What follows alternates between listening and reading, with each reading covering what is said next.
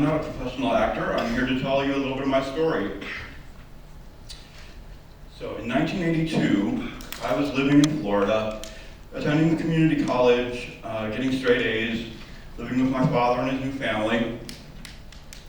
I had never been involved with drugs or crime. I was in the honor society.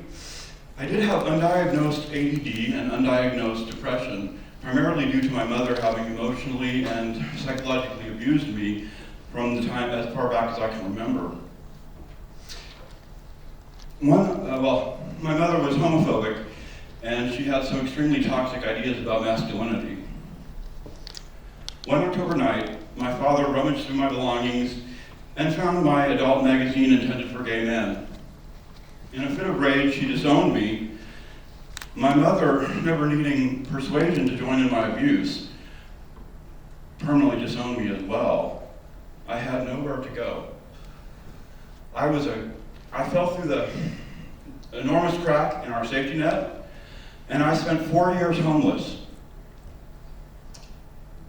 I had nowhere to go. I was a geeky, nerdy, socially awkward 19-year-old with no work skills or experience to speak of, severe scoliosis, and a broken left wrist, a bone that could not be reset because my mother would not call an ambulance until I quit crying at age 9 because boys don't cry in our house!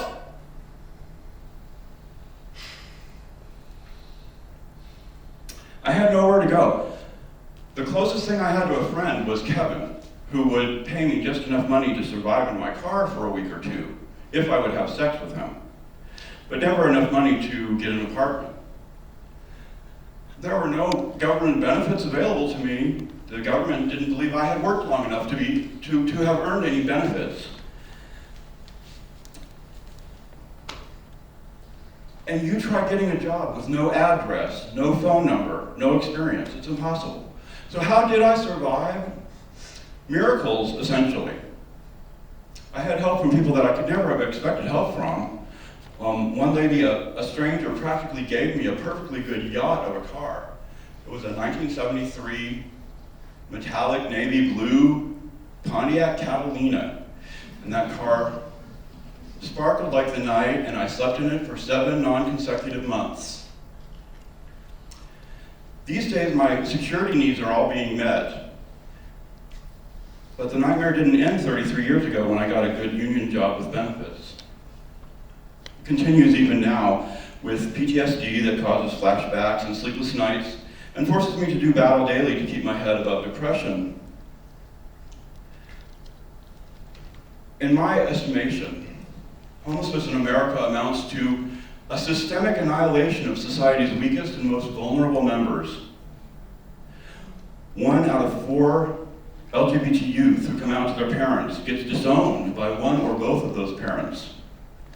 And 40% of homeless youth are LGBT. What this means is that anybody can fall through the cracks.